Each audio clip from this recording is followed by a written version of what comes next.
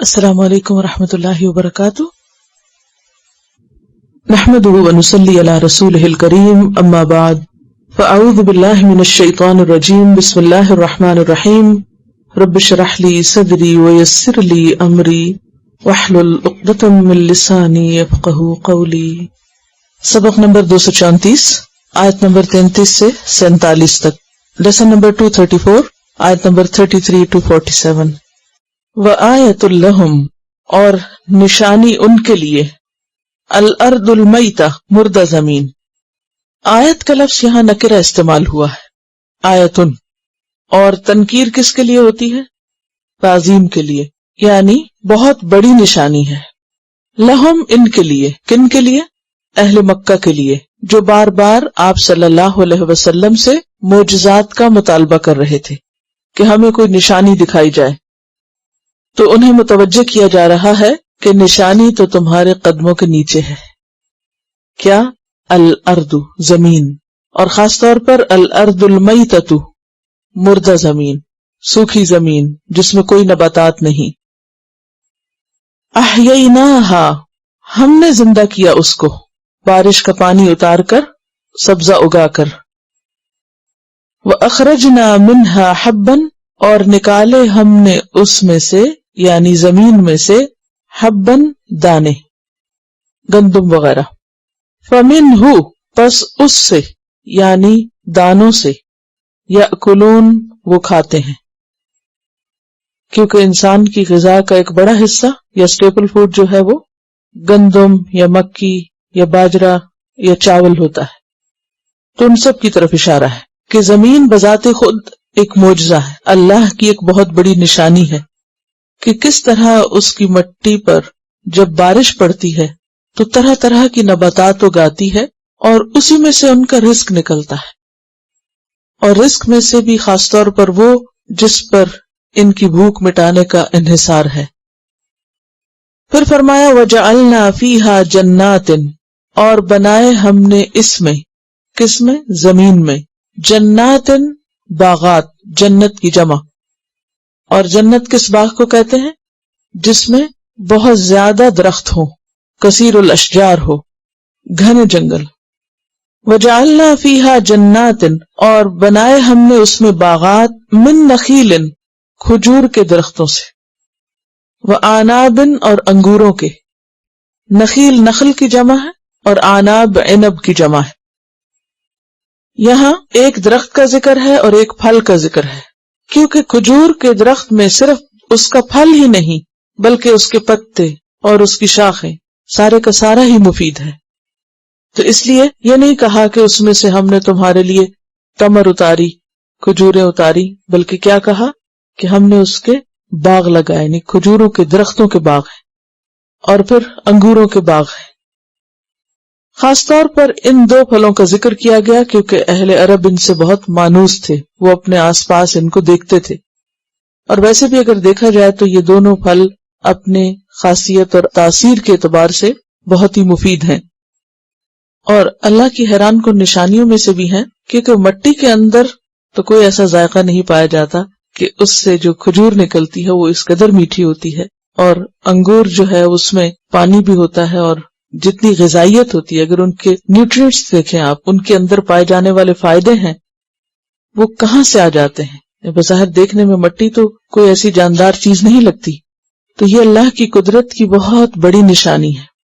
وَجَعَلْنَا فِيهَا جَنَّاتٍ مِّن نَخِيلٍ وَأَعْنَابٍ وَفَجَّرْنَا فِيهَا مِنَ الْعُيُونِ اور پھاڑے ہم نے اس میں چشمے. کس میں؟ زمین میں. یعنی زمین سے صرف پھٹ کر درخت ہی نہیں نکلتے، پھل ہی نہیں آتے، بلکہ اس کے ساتھ ساتھ چشمے بھی پھوٹتے ہیں.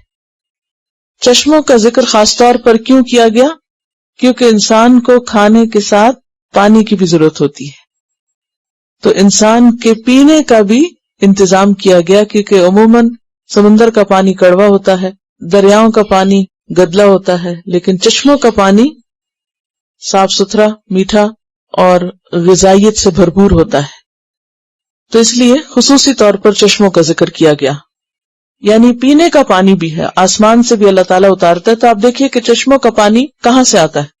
چشموں کا پانی بیسیکلی جب بارش اترتی ہے اور زمین کے اندر جذب ہوتا ہے، پھر اس کے بعد وہ ذخیرے مختلف طریقے سے اکٹھے ہوتے ہیں، پھر کہیں سے اللہ تعالیٰ پھاڑ کے اس زمین کو پانی نکالتا ہے. سورۃ البقرہ میں بھی آپ نے پڑھا وَإِنَّ مِنْهَا لَمَا يَشَّقَّقُ فَيَخْرُجُ مِنْهُ الْمَاءُ. تو زمین سے اللہ تعالیٰ انسانوں کے لیے پینے کا پانی بھی نکالتا ہے. تو یہ زمین اللہ کی قدرت کی نشانیوں میں سے بہت بڑی نشانی ہے. لِيَأْكُلُوا مِنْ ثَمَرِهِ، تاکہ وہ کھائیں اس کے پھل میں سے. کس کے پھل؟ ہی کی ضمیر کدھر جا رہی؟ زمین تو مؤنث ہوتی ہے، ہاں ہونا چاہیے تھا. درخت بھی جمع ہے تو ہاں ہونا چاہیے. نخیل اور عناب دو ہیں تو ہما ہونا چاہیے. جنات بھی جمع ہے، ہاں ضمیر ہاں ہونی چاہیے مؤنث. مراد اس سے یہ سب ہے المذکور، یعنی جو بھی جس کا بھی ذکر ہوا ہے، یعنی جن جن چیزوں کا اوپر ذکر ہوا ہے یہ سب تمہارے کھانے کے لیے. لِيَأْكُلُوا مِنْ ثَمَرِهِ، یعنی حب اور نخیل اور عناب جو ہیں ان کی پیداوار جو ہے اس میں سے کھاؤ تم. وَمَا عَمِلَتْهُ أَيْدِيهِمْ، اور جو بنایا اس کو ان کے ہاتھوں نے. افلا یشکرون، کیا پھر وہ شکر نہیں کریں گے؟ یہ ماں کا جو لفظ ہے دو معنی دے رہا ہے. ایک ماں کا معنی ہے نہیں اور ایک ماں کا معنی ہے جو بھی، بمعنی الذی. اگر ہم اس کو نہیں کے معنی میں لیں تو اس کا معنی کیا بنے گا؟ اور نہیں بنایا اس کو، یعنی ان ساری چیزوں کو، تمہاری غذاؤں کو، ایدیہم ان کے ہاتھوں نے، یعنی انسان کے ہاتھ یہ سب کچھ نہیں بناتے. انسان کیا کرتا ہے؟ زمین میں ہل چلاتا ہے، بیج ڈالتا ہے، لیکن نہ بارش برسا سکتا ہے اور نہ زمین سے یہ سارے خزانے باہر نکال سکتا ہے. آخر کیا وجہ ہے کہ اگر آپ زمین کے اندر کوئی چمڑے کا ٹکڑا یا لوہے کا ٹکڑا ڈالیں وہ تو کچھ بھی نہیں نکالے گا، اور ایک بیج ڈالے تو وہ اتنا کچھ نکال دیتا ہے. تو یہ کون کرنے والا ہے؟ اللہ ہی کرنے والا ہے. فرمایا تمہارے ہاتھوں نے یہ نہیں بنایا، تمہارے ہاتھوں کی پیداوار نہیں ہے، یہ اللہ کا کمال ہے، یہی دراصل نشانی ہے.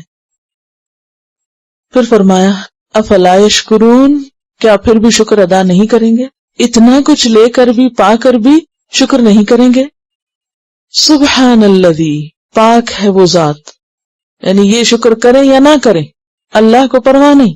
اللہ کی ذات ان سب سے بالا و برتر ہے، اس سارے شرک سے اور نافرمانی سے اور ان کی سب ہٹ دھرمی سے اس سے کوئی نقصان نہیں ہوتا. پاک ہے وہ ذات خلق الازواج کلہا، جس نے پیدا کیے ازواج سارے کے سارے. ازواج کا لفظ زوج سے ہے، اور زوج کہتے ہیں پیر کو، سپاؤس کو، جوڑے کو، ہم مثل اشیاء کو. جوڑا یا تو نر اور مادہ کی شکل میں ہوتا ہے، جیسے مرد اور عورت، یا بکری بکرا، یا بلی، اور اسی طرح میل فیمیل جتنے بھی جانور وغیرہ ہیں یہ بھی جوڑے ہیں ایک دوسرے کے. اسی طرح جوڑے کا اطلاق نر اور مادہ کے علاوہ ہم مثل کے لیے بھی ہوتا ہے، ایک جیسا ہونا. جیسے ایک جوتا دوسرے جوتے کے لیے کیا ہے؟ نر مادہ ہے، کیا ہے؟ پیر ہے نا. تو ان کو جوڑا کب کہتے ہیں؟ وہ جوڑ کیسے ہے؟ جیسے وہ ایک جیسے، جیسے ہمارے دو ہاتھ ہیں تو یہ ہاتھوں کا کیا ہے؟ جوڑا، پیر ہے نا. تو اس میں سے کیا نر ہے اور کیا مادہ ہے؟ کچھ نہیں، یہ دونوں ایک جیسے ہیں. اگر دیکھا جائے تو ہمارے سارے جسم کے اندر رائٹ اور لیفٹ میں جتنی چیزیں پائی جاتی ہیں وہ ایک دوسرے کا ایک طرح سے جوڑ بنتی ہیں. یا پھر یہ ہے کہ نر مادہ کی شکل میں یا کسی بھی دوسری شکل میں. تو یہاں پر فرمایا کہ اس نے ازواج پیدا کیے سارے کے سارے. مما تنبت الارض، اس میں سے جو زمین اگاتی ہے، یعنی زمین کی پیداوار میں سے مراد ہے نباتات، پودے، درخت، پھول، پھل وغیرہ. ومن انفسہم، اور ان کے اپنے نفسوں میں سے یعنی انسانوں میں سے. ومما لا یعلمون، اور ان چیزوں میں سے بھی جن کو وہ جانتے ہی نہیں ہے، جن کا ان کو علم بھی نہیں ہے، ان میں بھی جوڑے ہیں. کیا نہیں جانتے؟ یا تو ان کا جوڑا ہونا نہیں جانتے، ویسے جانتے ہیں ان چیزوں کو. مثلا پانی ہے تو پانی میں کہاں کیا جوڑے ہیں نہیں پتا، یا ہو سکتا ہے چند لوگوں نے کچھ ڈسکور کیا ہو. پہاڑوں میں کیا جوڑے ہیں، کس قسم کے جوڑے ہیں، یا ستاروں میں کیا ہے. اور پھر ایسی ایسی عجیب مخلوقات جو سمندر کی تہہ میں ہیں جن کو ہم نہیں جانتے، جو آسمانوں میں رہتی ہیں ہم نے کبھی دیکھی بھی نہیں، بس میں کسی نے حور نہیں دیکھی، تو وہ اسی طرح کی اور چیزیں. تو اللہ تعالیٰ نے اپنی ساری مخلوقات میں جوڑے بنائے ہیں، اور تنہا واحد ایک وہی ہے، صرف وہ اکیلا ہے۔ اور جوڑے کا مطلب یہ بھی نہیں ضروری طور پر کہ ایک اور ایک دو ہی کی شکل میں جوڑا ہو، یعنی اپوزٹ چیزوں میں بھی ہو سکتے ہیں، جیسے کالا اور سفید وہ ایک دوسرے کا جوڑ بن جاتا ہے۔ اسی طرح ہم مثل چیزیں، ایک اوریجن سے آئی ہوئی چیزیں، اس لیے اللہ تعالیٰ فرماتے ہیں کہ وہ مما لا یعلمون، کیونکہ بعض اوقات ہو سکتا ہے کہ آپ کہیں اچھا یہ فلاں چیز کا جوڑا کہاں ہے، مجھے سمجھ نہیں آ رہی کہ ہمارے جسم میں جو دل ہے اس کا جوڑا کدھر ہے، تو ہو سکتا ہے دل کے اندر ہی کچھ پھر خانے بنے ہوئے ہوں اور وہ آپس میں یعنی الگ الگ نہ ہو، اس کے اندر ہی وہ چیز موجود ہو، اور ہو سکتا ہے کئی چیزیں ایسی ہوں کہ جن کا جوڑا ہمیں سمجھ ہی نہ آئے۔ فرمایا مما لا یعلمون، وہ سارا کیا ہے؟ تمہاری لا علمی ہے، لیکن اللہ کے علم میں ہے کہ کس کا جوڑ کہاں ہے۔ اور اس جوڑ سے ایک بیلنس یا ایک اعتدال بھی ہے، ہر چیز دوسرے کو سپورٹ دینے والی، ہر چیز دوسرے کے لیے ایک مددگار ہے، سپورٹ ہے، وہ اس کو کمپلیٹ کرتی ہے، اور یہ بھی اللہ کی قدرت کی نشانی ہے۔ اسی طرح دنیا کا جوڑا آخرت ہے، اور انسان کو ایک دن یہاں سے وہاں جانا ہے۔ سبحان الذی خلق الازواج کلھا مما تنبت الارض ومن انفسہم ومما لا یعلمون، کیونکہ قرآن پاک میں سورۃ النحل میں فرمایا وَيَخْلُقُ مَا لَا تَعْلَمُونَ، وہ کچھ پیدا کرتا ہے جو تمہارے علم میں نہیں، تم نہیں جانتے۔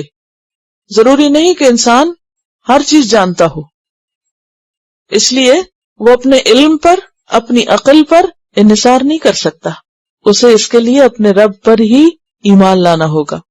اور جہاں تک یہ جوڑوں کی بات ہے تو اس کے بارے میں شاید آپ نے یہ پہلے بھی پڑھا اور سنا ہو، سورۃ الذاریات میں بھی جیسے آتا ہے وَمِن كُلِّ شَيْءٍ خَلَقْنَا زَوْجَيْنِ، یعنی یہ جوڑے ہر چیز میں ہیں، اور یہ کس لیے بنائے؟ تاکہ تم نصیحت پکڑو۔ اس میں ہم دیکھتے ہیں کہ ڈراک ایک سائنٹسٹ تھا کیمبرج یونیورسٹی میں، اور اس نے یہ تھیوری پیش کی تھی 1934 میں کہ کائنات کی ہر چیز جوڑوں کی شکل میں ہے، حتیٰ کہ پارٹیکل کا بھی ایک اینٹی پارٹیکل ہے، یعنی ہر چیز کا جوڑا ہے۔ اور یہاں کلھا کا لفظ ہے، اور سورۃ الذاریات میں کل شیء کا لفظ ہے، اور پھر یہاں آیت کے اختتام میں کیا فرمایا؟ وَمِمَّا لَا يَعْلَمُونَ۔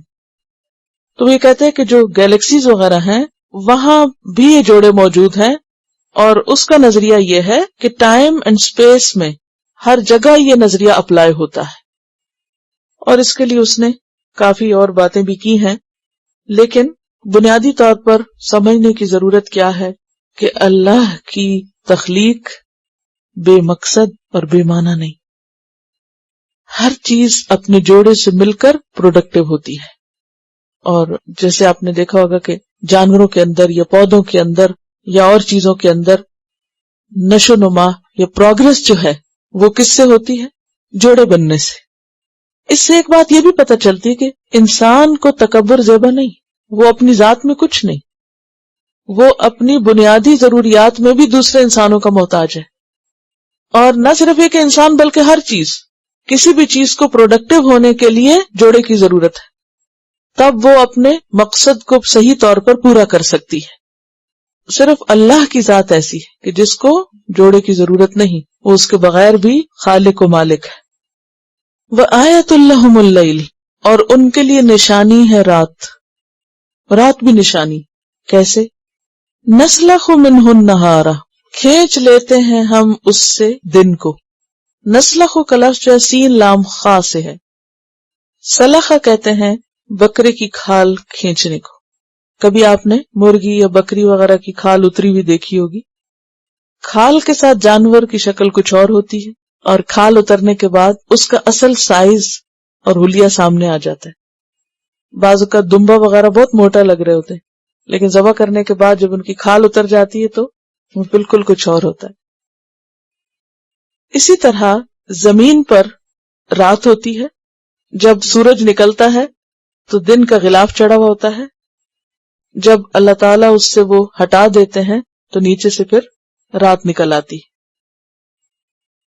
یا یہ کہ اندھیرے کی چادر تنی ہوئی ہوتی ہے، اور جب اس کو اتار دیا جاتا ہے تو نیچے سے دن نکل آتا ہے۔ نسلخ منہ، ہو کس سے؟ رات، یعنی رات کی چادر سے نہار کو، دن کو ہم کھینچ کے نکال لیتے ہیں. فَإِذَا هُمْ مُظْلِمُونَ، پھر جب وہ اندھیرے میں چلے جاتے ہیں. مظلمون کا لفظ جو ہے مظلم کی جمع ہے، اور مظلم باب افعال سے ہے. ازلم یظلم سے مظلم، پہلے پارے میں بھی آپ نے پڑھا تھا. فَإِذَا أَظْلَمَ عَلَيْهِمْ قَامُوا، تو ازلم کا معنی ہوتا ہے اندھیرے میں جانا. یہ ایسے ہی ہے جیسے اصبح، امسا، اضحا اور ازلم. اس سے مظلم اندھیرے میں جانے والا، اندھیرا کر لینے والا. اس میں آپ دیکھیے کہ رات کی بات ہو رہی ہے اس آیت میں بیسیکلی. وَآیَةٌ لَهُمُ اللَّيْلُ، اور اندھیرا جو ہے کس طرح زمین کو ڈھانپ لیتا ہے. سورۃ اعراف 54 میں بھی فرمایا یغشی اللیل النہار یطلبہ حثیثا. اور پھر اگر اللہ رات کا یہ پردہ نہ ہٹائے، دن نہ نکالے، وہ جو کھال ہے اوپر سے نہ ہٹے، تو پھر کیا ہو؟ کون ہے جو ہمیں دن لا کر دے؟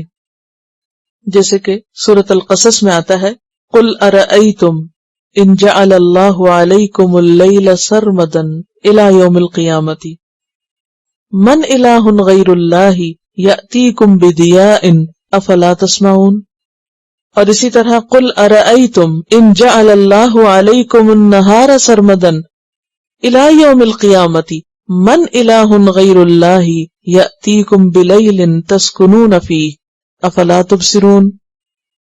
ومن رحمتہ جعل لکم اللیل والنہار لتسکنوا فیہ وَلِتَبْتَغُوا مِن فَضْلِهِ وَلَعَلَّكُمْ تَشْكُرُونَ. کہ رات اور دن کا یہ نظام اللہ نے تمہاری زندگی کو قائم رکھنے کے لیے اور اس میں سکون پانے کے لیے اپنی رحمت سے تم پر عام کیا ہے. کیونکہ اگر رات دن میں نہ بدلے اور دن رات میں نہ بدلے تو زندہ رہنا دوبھر ہو جائے. اللہ چاہتا تو 24 گھنٹے دن ہی رکھتا، یا وہ چاہتا تو 24 گھنٹے رات رہتی. اب تھوڑی دیر کے لیے سوچیے کہ اگر سارا وقت اندھیرا ہی ہو زمین پر تو کیا ہماری زمین سے کچھ اگ سکتا ہے؟ کچھ نہیں اگے گا. رزق کا حصول بھی مشکل ہو جائے گا، حتیٰ کہ کام کاج مشکل ہو جائے گا. پھر اسی طرح اگر سارا وقت دن ہی رہے تو انسان کے لیے آرام کرنا مشکل ہو جائے. اور پھر آپ دیکھیں کہ بہت سی چیزیں رات کو پرسکون ہو جاتی ہیں، ہر چیز ایک طرح سے آ کر ٹھہر جاتی ہے. اور پھر آپ دیکھیے کہ زمین کو بنایا اس طرح کہ زمین سورج کے آگے اس طرح گھومتی چلی جاتی ہے کہ باری باری مختلف حصوں پر دن اور رات آتے چلے جاتے ہیں. زمین جیسی بڑی چیز کو ایک خاص انداز سے، ایک خاص زاویے پر، اینگل پر، ایک خاص رفتار میں گھمانا، یہ کسی بندے کے بس کی بات نہیں. اور پھر یہ 1-2 دن کی بات بھی نہیں، یہ جب سے زمین بنی ہے، جب سے یہ سلسلہ قائم ہے، چلتا چلا جا رہا ہے، اور یہ اللہ کی بہت بڑی نشانی ہے. والشمس تجری، سورج چلتا رہتا ہے، دوڑ رہا ہے، لمستقر لہا، اپنے مستقر کے لیے. ذالک تقدیر العزیز العلیم، یہ اندازہ ہے زبردست علم والے کا کہ اس کو ایک دن میں کتنا چلنا ہے، کہاں تک چلنا ہے، کس راستے پر چلنا ہے. اور حیرت کی بات یہ کہ ان سیاروں کی کوئی آنکھیں نہیں، پھر بھی راستہ نہیں بھولتے. اتنی وسیع کائنات میں، یعنی اگر آپ دیکھیں کہ اتنی تیزی سے کسی کو سفر کرنا پڑے کہ 1 گھنٹے میں 7 لاکھ میل طے کرنے پڑے، تو اور پھر یہ کہ آسمان پر کوئی ایسے نشان بھی نہیں لگے ہوئے کہ یہاں سے گزرنا ہے اور یہاں سے مڑنا ہے، اور پھر بالکل سیدھے نہیں جا رہے بلکہ گھوم رہے ہیں. اور خلا ہے نا جس میں گھوم رہے ہیں، خالی جگہ. تو خالی جگہ میں گھومتے ہوئے وہ نہ اپنا رستہ بھولتے، نہ کسی اور کو جا کے ہٹ کرتے، اور نہ ہی کہیں تھکتے ہیں. وہ کیا انرجی ان کے اندر، وہ کون سا فیول ہے، وہ کون سی مشین چل رہی ہے کہ جو ان کو مسلسل حرکت میں رکھے ہوئے. اطاعت ہے نا. کیا یہ قدرت کی نشانی نہیں؟ ایک بال کو آپ پھینکتے ہیں تو آپ کے ہاتھ کی طاقت چاہیے اس کو یہاں سے وہاں تک کا فاصلہ طے کرنے کے لیے. تو یہ اتنے بڑے بڑے سیارے چل رہے ہیں خود سے خود، کیسے خود نہیں چل سکتے؟ تو یہ اللہ کی قدرت ہے. ایک گیلیکسی میں 200 بلین سٹارز اور 200 بلین گیلیکسیز، تو ان کو ملا لیں، اور یہ تو صرف انسانی اندازہ ہے، کل کو اس میں بھی تبدیلی ہو سکتی، پھر کہیں گے اب اور دریافت ہو گئی ہیں۔ والشمس تجری لمستقر لها ذلك تقدیر العزیز العلیم، یہاں العزیز کا لفظ استعمال ہوا کہ وہ طاقت والا ہے، قدرت والا ہے اور بہت علم والا ہے، العلیم بہت زیادہ علم ہے اس کے پاس، ہر چیز کا علم ہے، جس نے یہ سب کچھ مقرر کیا ہے۔ سورج کے بعد چاند کا ذکر کیا، والقمر اور چاند، قدرناہ منازل مقرر کیا ہم نے اس کے لیے منزلوں کو، منازل کس کی جمع ہے؟ منزل کی، چاند کی منزلیں ہم نے مقرر کی، حتی یہاں تک کہ عادہ وہ لوٹ آیا، پلٹ گیا، عاد یعود عود پلٹنا، کل ارجون القدیم قدیم ٹہنی کی طرح، ارجون ارجن سے ہے، عین رے جیم نون، یعنی اس کا روٹ ربائی ہے۔ ارجن کہتے ہیں کھجور کا گچھا کاٹنے کے بعد جو ڈنڈی باقی رہتی ہے وہ سوکھ کر جب ٹیڑھی ہو جاتی، باریک سی کمان کی طرح اس کی شکل بن جاتی ہے، تو اس کے لیے لفظ استعمال ہوتا ہے۔ کبھی کھجور کا درخت دیکھا ہے، اس پہ پھل دیکھا ہے، وہ پھل جس ٹہنی کے ساتھ ہوتا ہے، وہ ایک شگوفہ سے پھوٹتا ہے نا، پھر اس کے ساتھ وہ لٹکتا ہے۔ اب پھل تو کاٹ لیتے ہیں، تو چونکہ وہ گچھا لٹکتا ہے تو ٹہنی جو وہ سیدھی نہیں رہتی بلکہ کیسے ہوتی ہے؟ کرو ہو جاتی۔ اب کاٹنے کے بعد کیا ہوتا ہے کہ وہ ٹہنی سوکھ جاتی ہے، سوکھ کر وہ انتہائی باریک ہو جاتی، اس کی شیپ بالکل ایسے بن جاتی جیسے پہلی رات کا چاند ہو۔ تو اس سے تشبیہ دی کہ چاند کی منزلیں ہم نے مقرر کی۔ اب دیکھیے کہ وہ بڑھتے بڑھتے مکمل چاند بن جاتا ہے، پھر گھٹتے گھٹتے واپس اسی پہ لوٹ آتا ہے۔ آدھا کا کیا مطلب ہوتا ہے؟ واپس آنا۔ کدھر واپس آنا؟ جہاں سے آغاز ہوا تھا۔ آغاز کہاں سے ہوتا ہے چاند کا؟ بالکل باریک سی ٹہنی کی شکل میں، یعنی ایک باریک سی لکیر تم کو آسمان میں نظر آتی ہے، پھر ہر روز اس کا سائز بدلتا ہے، بڑھتا جاتا ہے، بڑھتے بڑھتے نصف ہوتا ہے، نصف کے بعد کمپلیٹ گول ہو جاتا ہے، پھر گھٹنے لگ جاتا ہے، گھٹتے گھٹتے حتی عاد واپس آ جاتا ہے، کل ارجون القدیم اس پرانی سوکھی شاخ کی ٹہنی کی طرح۔ کیا یہ خود ہو رہا ہے؟ ہمیں اگر کبھی نکلی چاند بھی کاٹ کے بنانے پڑے تو کبھی اچھا نہیں بنتا، صحیح سائز سے نہیں بنتے، یعنی اگر آپ کو ان ساری سٹیجز سے 28 شیپس بنانی پڑتی، کیونکہ 14ویں تک کی شیپس ہیں، پھر 14ویں کے بعد کی، کیونکہ اس کا رخ بھی چینج ہو جاتا ہے نا پھر، اور پھر آپ دیکھیں پہلی رات کو پھر سیدھا ہو کے تو پھر نکلنا شروع ہو جاتا، تو اتنی دفعہ اس کو کاٹ کاٹ کے شیپس بنائیں تو بھی کتنی محنت لگتی ہے، اور پھر بھی صحیح چیز نہیں بنتی، تو کہاں اتنے بڑے سائز کی چیز، اس کی وہ اصل سائز تو نہیں کاٹا جاتا، لیکن ایک عجیب قدرت کا نظارہ ہے جس کو روز تم دیکھتے ہو۔ عربوں کے ہاں تو بادل بارش کم ہی ہوتی ہے نا، تو کھلے آسمان میں ہر روز یہ نظارے بہت واضح طور پر دکھتے ہیں، تو اس کی طرف انسان کو متوجہ کیا گیا، کس لیے؟ تاکہ سبق سیکھے۔ والقمر قدرناہ منازل حتی عاد کالعرجون القدیم۔ اور یہ کیوں مقرر کیا اللہ نے منزلیں؟ کس لیے یہ سب کیا؟ کیا نشانی ہے اس میں؟ تاریخیں مقرر کرنے کے لیے۔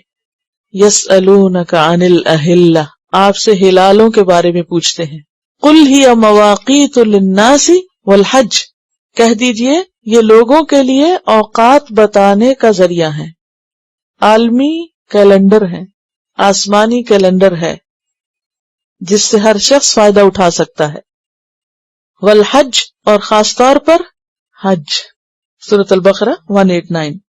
للشمس ينبغي لها ان تدرك القمر، للشمس نہیں ہے سورج کے لیے، کیا؟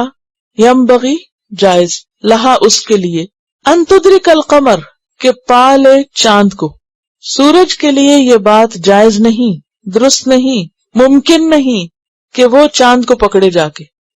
سورج چاند سے کئی گنا بڑا ہے، لیکن اتنی طاقت ہونے کے باوجود سورج وہ یہ نہیں کر سکتا کہ جا کے چاند سے ٹکرائے اور اس کو پکڑ لے اور اس کو اپنے اندر ڈال لے، نہیں۔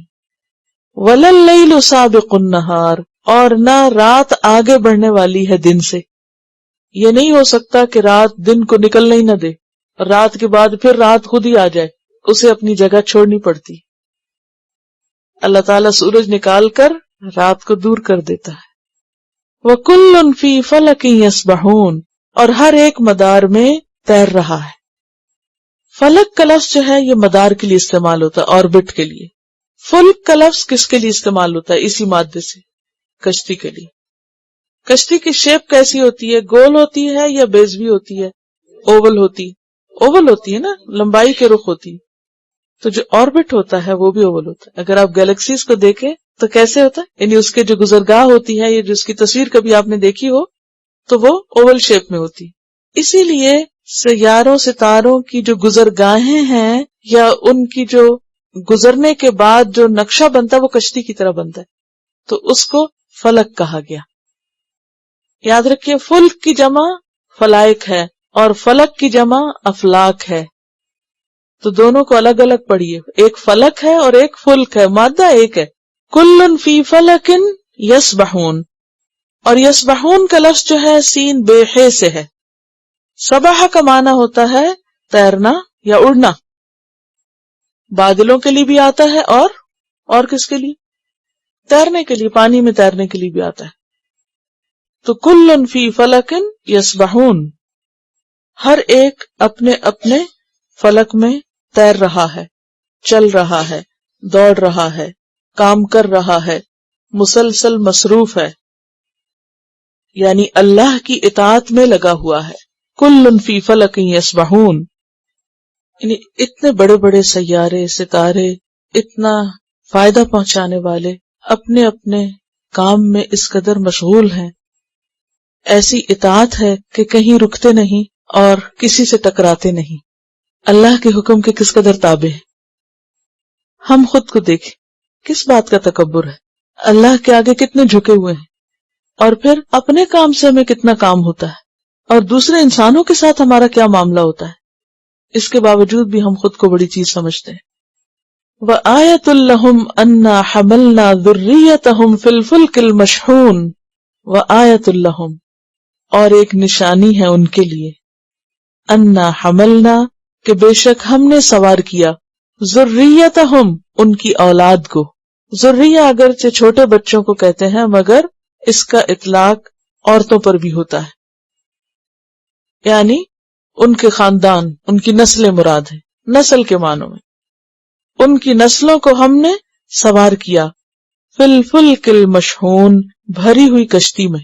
اشارہ ہے کشتی نوح کی طرف کہ اللہ تعالیٰ نے کس طرح انسانی نسل کو بچایا اس بڑی نافرمانی کے بعد، شرک کے بعد، جس میں انسانوں کی اکثریت ڈوب گئی تھی.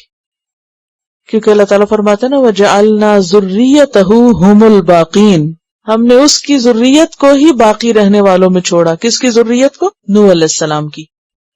اللہ تعالیٰ نے نوح علیہ السلام کی ذریت میں سے کچھ انسانوں کو اس کشتی پہ سوار کیا. اور وہ کیسی کشتی تھی؟ المشحون، بھری ہوئی تھی. شحن کہتے ہیں سامان لادنے کو، یعنی کشتی پہ سامان لادنے کے لیے شحن کا لفظ آتا ہے. سوال یہ پیدا ہوتا ہے کہ خاص طور پر کشتی نوح کا ذکر کیوں کیا گیا؟ کیونکہ وہ بھی اللہ کی نشانیوں میں سے بہت بڑی نشانی ہے کشتی نوح. کیونکہ اس وقت جبکہ ہر طرف پانی ہی پانی تھا اور کسی کے بھی بچنے کا امکان نہیں تھا، تو اللہ نے ان لوگوں کو بچایا. وَخَلَقْنَا لَهُم مِّن مِّثْلِهِ مَا يَرْكَبُونَ، اور بنائے ہم نے ان کے لیے اس کی مانند جس پہ وہ سواری کرتے ہیں. کس کی مانند؟ تو کیا مطلب آپ کا آج کل جو جہاز سمندروں میں چلتے ہیں وہ اسی جیسے ہیں؟ اتنے سوفسٹیکیٹڈ جہاز انسانوں نے بنا لیے ہیں، مثلی ہی کیسے ہو گئے؟ وہ شیپ کس نے دیکھی تھی؟ وہ تو وہ جودی پہ ٹکی ہوئی تھی، بہت عرصے تک ٹکی رہی. تھیری وہی ہے، بیسک جو تھیم ہے یا جو پرنسپل ہے وہ وہی ہے جو اس کشتی میں کام کر رہا تھا. تو مثلی ہی سے مراد ضروری نہیں کہ شیپ اس جیسی ہے، اس سے مراد کام اس جیسا ہے. کیونکہ مثل میں یا مثال میں مساوات مراد نہیں ہوتی، یہ پیچھے بھی میں بتا چکی ہوں آپ کو. مثل سے مراد مساوی نہیں ہے، ایکول نہیں ہے، ایک مثال دوسری مثال کی طرح جب ہوتی ہے تو ضروری نہیں ہوتا کہ اس کی ہر چیز دوسری سے شیپ میں اور سائز میں اور وزن میں مل رہی ہو. جب ہم کہتے ہیں بچہ ماں کی طرح ہے اور ماں عورت ہے اور بچہ لڑکا ہے، تو طرح کا کیا مطلب ہے یہاں؟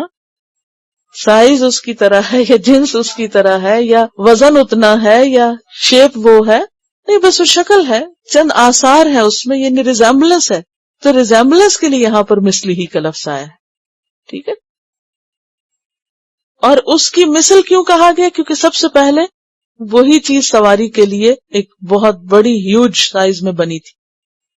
وَخَلَقْنَا لَهُم مِّن مِّثْلِهِ مَا يَرْكَبُونَ. اور پھر مثل ہی میں لازمی طور پر صرف کشتیوں ہی کی بات نہیں، ما یرکبون کو بھی مد نظر رکھیے، اس میں دیگر سواریاں بھی آ جاتی ہیں. ٹھیک ہے. یعنی اسی طرح ہم نے اور سواریوں کا انتظام بھی کیا. مثلا عربوں کے ہاں اونٹ کو سفائن البر کہا جاتا ہے. سفینہ کی جمع ہے سفائن. سفائن البر خشکی کا جہاز، خشکی کی کشتی اونٹ ہے. ٹھیک ہے. شپ آف دا ڈیزرٹ. تو مثل ہی میں پھر کام اگر دیکھا جائے تو صرف کشتی یا جہاز ہی نہیں بلکہ سواری کے ذرائع مراد ہیں. اور اگر انسان اللہ کے اس احسان پر غور کرے کہ اس نے ان چیزوں کو ہمارے لیے مسخر کر دیا ہے اور اس کی رحمت پر غور کرے تو ساری سرکشی نکل جائے. صرف سر ہی جھکائے رکھے، سر اٹھا نہ سکے، اتنے بڑے احسان ہیں. اتنے بڑے بڑے جہاز تیرتے ہیں اور ایک سوئی ڈوب جاتی ہے اس پانی میں، کوئی فرق نہیں ہے اس میں، بہت بڑا فرق ہے. اسی لیے ساتھ ہی فرمایا وَإِن نَشَأْ، اور اگر ہم چاہیں نغرقہم، ہم ان کو غرق کر دیں، ہم ان کو ڈبو دیں. یہ سمجھتے ہیں ان کی طاقت سے چل رہا ہے سب، یہ ہماری قدرت سے چل رہا ہے، ہم چاہیں تو ان کو ڈبو دیں. فلا صریخ لہم، تو نہ ہو کوئی فریاد رس ان کے لیے. صریخ فعیل کے وزن پر بمعنی فاعل، فریاد رسی کرنے والا، فریاد سننے والا. اگر ہم چاہیں تو ان کو غرق کر دیں، کوئی ان کی فریاد نہ سنے.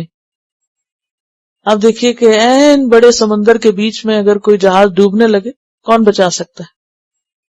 آج کے دور میں بھی آپ دیکھیں، ٹائٹینک کو آپ دیکھیے کہ جس کے اللہ نے کہا تھا کہ کوئی چیز اس کو ڈبو نہیں سکتی، اور چند گھنٹوں کے بعد وہ ڈوب گیا تھا، سب کچھ سب کو لے کر، کیونکہ انہوں نے لائف سپورٹ نہیں رکھی ہوئی تھی. کسی نے پوچھا کہ وہ کیوں نہیں؟ کہیں ڈوب ہی نہیں سکتا، ضرورت ہی نہیں. فلا صریخ لہم، اور وہاں کوئی چیخ ہے. صریخ کا لفظ ہے نا سواد ریخے سے، صرخ کا مطلب ہوتا ہے چیخنا. جتنی مرضی چیخیں مارو کوئی تمہاری مدد کو نہیں پہنچ سکتا وہاں.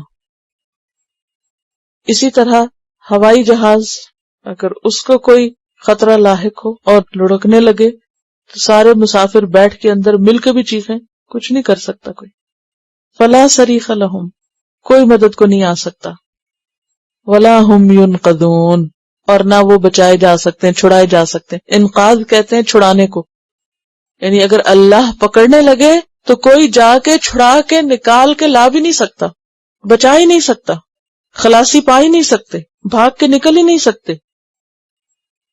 الا رحمتا منا، مگر رحمت ہماری طرف سے. یہ ہماری رحمت ہے جو ان کو پار لگاتی ہے، اٹلانٹک پار کرا کے عزیزوں سے ملاتی ہے. الا رحمتا منا، وہ چاہے تو وہ نیچے گرائے کہ جہاں سے کسی کو خبر نہ ہو. ومتاعا الی حین، ہر شخص کراس کرتے ہوئے ڈر رہا ہوتا ہے، لیکن جب کراس کر جاتا ہے تو پھر بھول جاتا ہے اللہ کو. کتنے دن فائدہ اٹھاؤ گے، کتنے دن بھاگو گے، کتنے دن دنیا میں مزے کرو گے. ومتاعا الی حین، ایک خاص وقت تک ہی فائدہ اٹھا سکتا، آخر تو پکڑے ہی جانا ہے، آخر تو اللہ ہی کے پاس واپس آنا ہے. اگر ایک فلائٹ سلامت اتر گئی تو کسی دن تو موت کے فرشتے نے پکڑنا ہی ہے. وہ ضروری نہیں آسمان میں پکڑے، وہ زمین میں بھی پکڑ سکتا ہے. سورۃ لقمان میں آپ پڑھ چکے ہیں، الم تر ان الفلک تجری فی البحر بنعمت اللہ، کیا تم دیکھتے نہیں ہو کہ کشتیاں سمندر میں اللہ کی نعمت کے ساتھ چل رہی ہوتی. لیریکم من آیاتہ، تاکہ وہ تم کو اپنی نشانیوں میں سے دکھائے. ان فی ذلک لآیات لکل صبار شکور، یقیناً اس میں بہت سی نشانیاں ہیں ہر صبار اور شکور کے لیے. تو یہاں تو آیت ان کی بات کی گئی اور دوسری جگہ آیات کی بات کی گئی.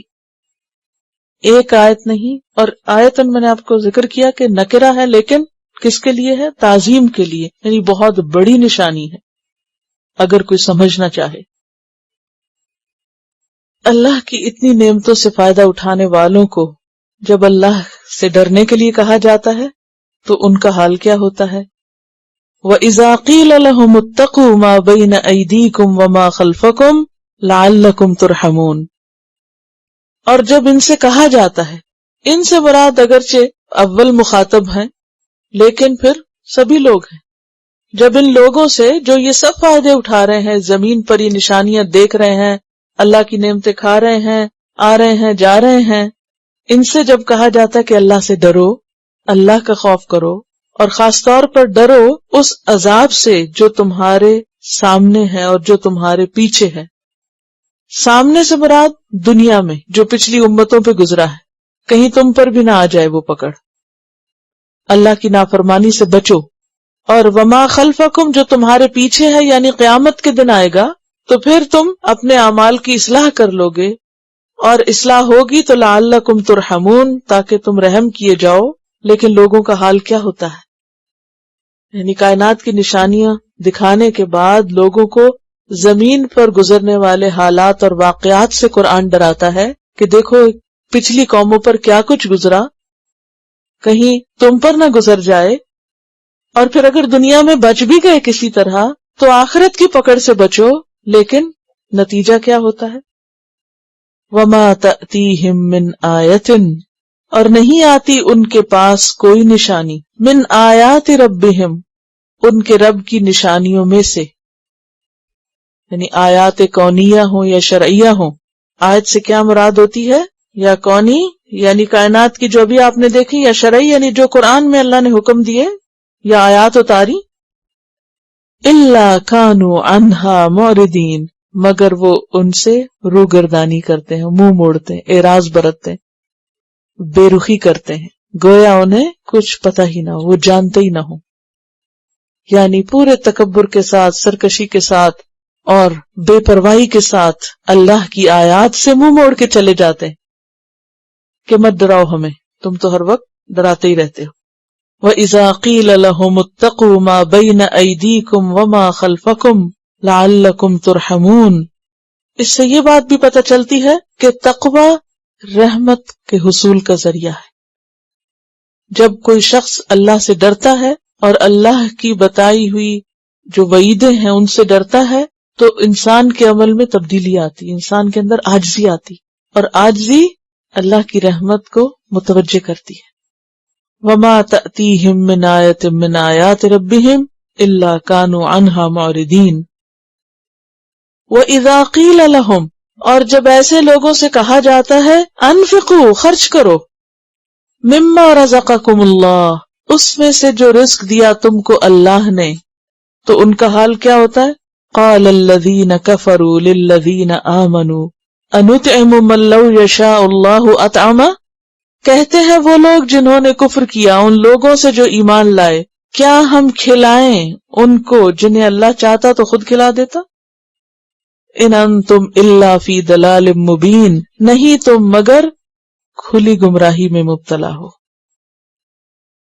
یعنی ایک طرف تو وہ اللہ کی کوئی بات سننے کو تیار نہیں، کسی نشانی سے سبق سیکھنے کو تیار نہیں، اور دوسری طرف جب ان سے کہا بھی جاتا ہے کہ اللہ کی مخلوق پہ رحم کرو، لوگوں پر ترس کھاؤ، کیونکہ اللہ نے امتحان کی دنیا بنائی، نے کسی کو زیادہ دیا کسی کو کم دیا، جس کو زیادہ دیا اس کو بھی امتحان میں ڈالا اور جس کو نہیں دیا اس کو بھی آزمایا۔ تو جب ملنے والوں کو یہ کہا جاتا ہے کہ جن کو نہیں ملا ان پہ تم خرچ کرو، تو ان کے دل پر کوئی اثر نہیں ہوتا، کوئی رحم نہیں ہوتا، اور کس طرح وہ حکم کو ٹالتے ہیں، کیا بہانے کر کے، کیا تعویلیں پیش کر کے، کیا حجتیں کر کے، کیا عذر کر کے۔ قال الذین کفروا للذین آمنوا انطعم، کیا ہم کھلائیں، ہم دیں اس کو جس کو اللہ نے نہیں دیا؟ اگر یہ رحم کے قابل ہوتے اور ان پہ ہمارا دیا ہوا لگتا تو اللہ خود ہی ان کو دے دیتا۔ جس کو اللہ نے نہیں دیا اس کو ہم کیوں دیں؟ اللہ کی مخلوق ہے، خود کھلا دے، ہم سے کیوں مانگا جاتا ہے؟ انطعم من لو یشاء اللہ اطعمہ ان انتم الا فی ضلال مبین، نہیں تم مگر کھلی گمراہی میں مبتلا ہو۔ کون کھلی گمراہی میں مبتلا تھا؟ جو ان کو خرچ کرنے کے لیے کہہ رہا ہے۔ اب آپ دیکھیے کہ کس طرح پیمانے الٹتے ہیں۔ گمراہ خود ہیں، نصیحت کرنے والوں کو گمراہ قرار دے رہے ہیں۔ ایسا کیوں ہوتا ہے؟ یہ کب ہوتا ہے کہ ایک شخص جو صحیح بات کرے، حق بات کرے، لوگ اسی کو گمراہ قرار دیں، اسی کو غلط ثابت کر دیں اپنی لاجک کے ساتھ۔ اب یہ لاجک تو بہت زبردست ہے نا۔ کیا اللہ نے نہیں کھلایا؟ اللہ نہیں کھلانا چاہتا ان کو، تو جس کو اللہ نہ کھلانا چاہے اس کو ہم کھلائیں؟ یہ کوئی صحیح بات تو نہیں ہے، تو تم بہت ہی غلط بات کہہ رہے ہو، گمراہ لوگ ہو، ہمیں بھی گمراہ کر رہے ہو۔ کیونکہ تکبر کا شکار ہے نا، دماغ گھوما ہوا ہے۔ یعنی آج بھی یہ چیز بہت عام ہے کہ اگر کوئی شخص کسی کی مدد سے پہلے کسی دوسرے کو بتا دے یا ذکر کر دے کہ میں یہ کام کرنے جا رہا ہوں، تو ضرور اس کو مشورہ ملے گا کہ تم رہنے دو، اسے خود کرنے دو، وہ خود کر لے گا۔ اور ہم کب تک کھلائیں گے؟ اللہ ہی ہے جو سب کی پوری کرے، کیونکہ اللہ ہی کا حکم، اللہ کے حکم کو ماننا ہی عبادت ہے۔ آپ دیکھیے کہ اللہ نے انسان کو عقل دی ہے، لیکن حیرت کی بات ہے کہ انسان اپنی عقل کو کہاں استعمال کرتا ہے۔ اللہ نے عقل دی کہ انسان اس عقل سے اپنے رب کو پہچانے، کوئی نشانی اس کو نظر ہی نہیں آتی اس عقل سے۔ ہاں، اس کی عقل بہت کام کرتی ہے جب اس کے اپنے مفاد پہ کوئی زد پڑنے لگتی، جب اس کے مفاد کے خلاف کوئی کام ہونے لگتا ہے تو پھر عقل متحرک ہو جاتی ہے، پھر تو وہ ایسی ایسی دلیلیں لاتی ہے کہ سب کو ہی لاجواب کر دے۔ یہاں ان کو آسمان کی، زمین کی، رات کی، دن کی کوئی نشانی سمجھ نہیں آتی، کوئی عذاب، کوئی تاریخ کی بات، کوئی آگے مستقبل، قیامت، آخرت کی کوئی بات ان کی سمجھ میں نہیں ہے۔ ہاں، جب پیسے کا معاملہ آیا اور جب ان کی دنیا پہ زد پڑنے لگی ہے، جب ان سے مال کا مطالبہ کیا گیا تو ان کی عقل نے خوب کام کیا۔ یعنی اتنے شارپ ہیں اس معاملے میں، ایسی ایسی حجتیں جانتے ہیں کہ فوراً ہی گھڑا ہوا جواب دیا، انوتم من لو یشاء اللہ اطعمہ، اور پھر اللہ پہ بلیم کر دیا، ساتھ اللہ کو بیچ میں لے آئے۔ بہت سے لوگ اللہ کا حکم ماننے کے لیے اللہ کا نام نہیں لیتے، جب اللہ کے حکم کے خلاف جانا ہو تو وہاں اللہ کا نام لیتے ہوئے نہیں ڈرتے، وہاں اللہ کا ذکر کر کے نافرمانی کی راہ نکال لیں گے۔ تلاوت۔ وآخر دعوانا ان الحمد للہ رب العالمین۔ سبحانک اللہم وبحمدک، نشہد ان لا الہ الا انت، نستغفرک ونتوب الیک۔ السلام علیکم ورحمۃ اللہ وبرکاتہ۔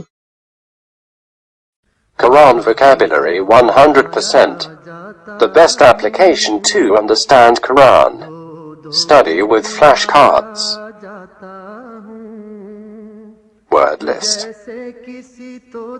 Learn 25% of Quran vocabulary in 7 days. Multiple MCQs to practice and test vocabulary. Single choice. Multiple choice. True, false.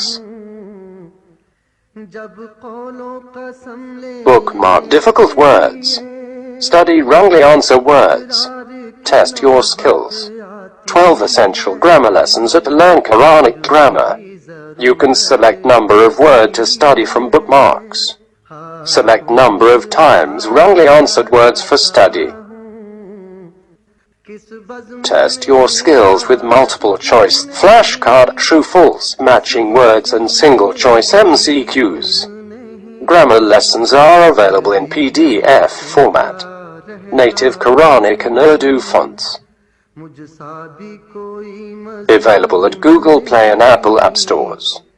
Download it today to contribute in the Islamic Apps Development Project. Quran vocabulary 100% in Urdu. Visit smartappsweb.com.